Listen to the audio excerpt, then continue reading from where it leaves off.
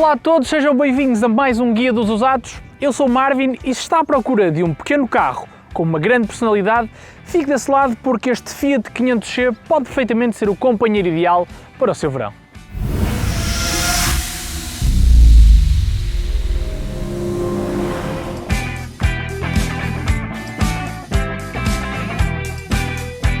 No mercado desde 2008, o Fiat 500 é a reinterpretação perfeita de um ícone automóvel dos anos 50 adaptado ao século XXI e um verdadeiro sucesso da história automóvel moderna.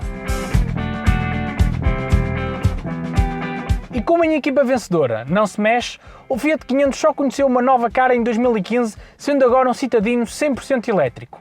Mas esta geração que trazemos hoje aqui ao canal do Stand Virtual manteve-se praticamente inalterada durante 12 anos, contando apenas com uma ligeira atualização nos grupos de ópticas frontal e traseiro. Nem mesmo o passar dos anos fez abrandar as vendas deste pequeno Fiat 500.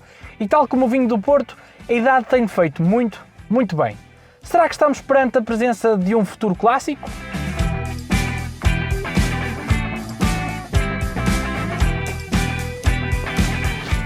Mas futurologia à parte, e independentemente de este Fiat 500 ser um futuro clássico ou não, a verdade é que nos dias de hoje continua a ser um carro extremamente prático para circular em cidade, um carro muito acessível e o seu design caricato, mas elegante, torna-o ainda mais especial e é por isso que merece uma análise mais detalhada. Apesar de muitos considerarem as linhas estéticas deste Fiat 500 algo femininas, a verdade é que nem mesmo após 12 anos o lançamento desta geração, os seus rivais Toyota Aygo, Volkswagen Up ou Kia Picanto conseguem superar as vendas deste modelo, mesmo tendo modelos e versões mais recentes e talvez até com mais tecnologia. Quanto ao habitáculo, e apesar deste ser um carro já desenvolvido e desenhado em 2008, ergonomicamente falando e esteticamente falando, o Fiat 500 continua a ser um citadino de excelência, sobretudo se for uma pessoa de estatura média. Todos os comandos e botões são intuitivos e de muito fácil acesso.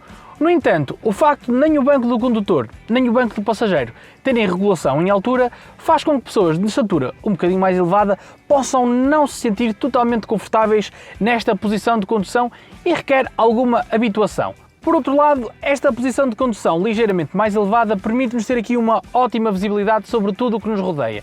Isto aliado ao facto deste carro ser um carro de dimensões muito compactas, permite-nos aqui manobrar entre as estreitas ruas da cidade e contornar aqueles carros que não estão tão bem parados em cima dos passeios. O meu conselho é mesmo, se estiverem interessados em comprar um Fiat 500, façam um bom test drive antes de avançar para a compra.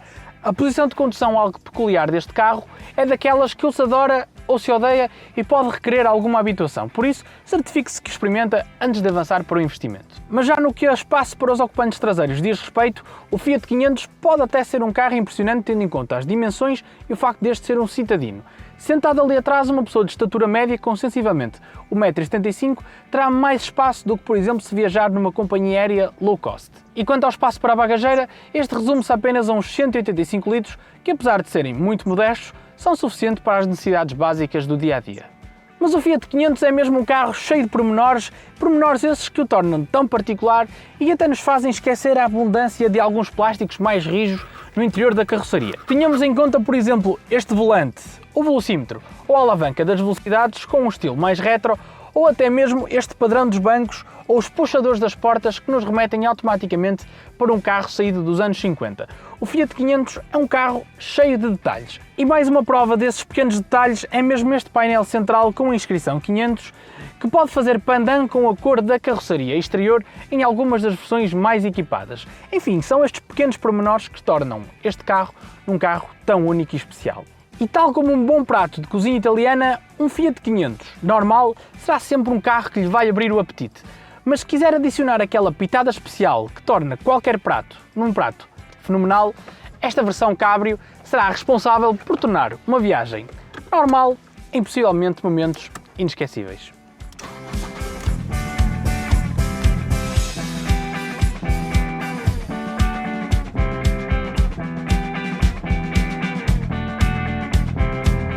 Não há qualquer dúvida que o Fiat 500 é um carro que nasceu para a cidade.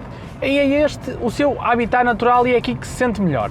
As suas dimensões compactas tornam-no extremamente fácil de conduzir e, para além disso, é muito fácil de estacionar em qualquer lugar. O conforto da suspensão deste Fiat 500 talvez não seja o mais requintado de toda a indústria automóvel.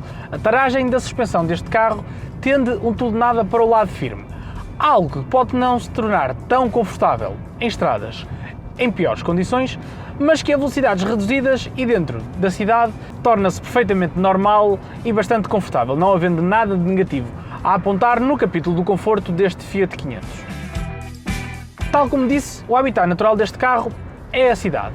Mas isto não significa que o Fiat 500 não possa circular em autoestrada. É claro que pode, mas essas viagens devem mesmo ser limitadas ao mínimo necessário, por duas razões. Em primeiro lugar, as dimensões bastante compactas e a falta de peso podem tornar algo instável a velocidades mais elevadas. E em segundo lugar, as motorizações pouco possantes não garantem que este carro tenha pulmão para aguentar investidas acima de 120 km/h. Mas falando de motorizações, esta geração do Fiat 500 estava disponível com 3 motorizações, 2 a gasolina e uma a gasóleo. A motorização diesel era o 1.3 de 95 cavalos, mas que foi descontinuado em 2018, porque é claro, sendo este um carro citadino, não faz muito sentido um motor diesel num carro com este propósito. Já nas motorizações a gasolina e até 2020, ou seja, até esta geração ter cessado a sua produção, contávamos com 4 cilindros 1.2 de 69 cavalos, atmosférico, e ainda com um muito peculiar 0.9 bicilíndrico turbo de 85 cavalos de potência. E outra das razões pela qual este Fiat 500 não deve fazer grandes investidas em autoestrada é que a velocidades ligeiramente mais elevadas, o ruído aerodinâmico começa aqui a penetrar em demasia dentro do habitáculo, podendo se tornar até algo desconfortável. Quanto às transmissões disponíveis, este Fiat 500 estava apenas disponível com uma caixa manual de 5 relações ou uma caixa semiautomática mais adaptada a um estilo de vida citadino. Esta versão em particular que estamos a ensaiar equipa com o 1.2 atmosférico, pagando por isso 102,81€ de imposto único de circulação anual. Quanto a preços, no site do stand virtual vai poder encontrar Fiat 500 pós-facelift, ou seja, posteriores a 2016, por valores a rondar os 9.000 e os 16.000 euros, já para versões de 2020 mais recentes e com muito pouca quilometragem. Relativamente às versões Cabrio, os valores serão semelhantes, mas rondarão um valor médio de 12.000 euros para uma versão de 2017, também com pouca quilometragem e alguns opcionais.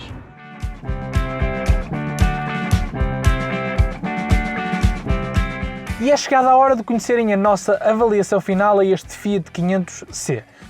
Quanto ao design exterior, muito dificilmente conseguimos encontrar um citadino com uma estética mais apelativa do que este Fiat 500.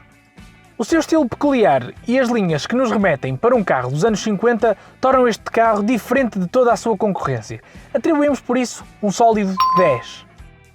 Quanto ao interior, apesar do design estar muito bem conseguido, a ergonomia e os plásticos mais rijos não tornam este no sítio mais agradável para se estar enquanto estamos a fazer uma viagem de maior duração.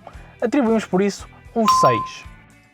Quanto à habitabilidade, o Fiat 500 impressiona pelo espaço oferecido, tendo em conta as suas dimensões e a sua proposta, 7. Quanto aos consumos e performance, o facto deste motor 1.2 conseguir facilmente registar valores na ordem dos 5,5 litros aos 100 e dos 69 cavalos de potência serem suficientes para impulsionarem o pouco peso deste carro, nunca sentimos que falta potência e os consumos são perfeitamente aceitáveis, 8. No que toca à fiabilidade, as marcas italianas não estão tão isentas como as marcas alemãs ou japonesas, mas desde que cumpra as manutenções a tempo e horas, não deverá esperar grandes problemas. 7. Posto isto, a nossa classificação final é um sólido 8. É um dos carros italianos mais icónicos de sempre e a prova de que a diversão e estilo não necessariamente estão associadas a um preço ridiculamente elevado.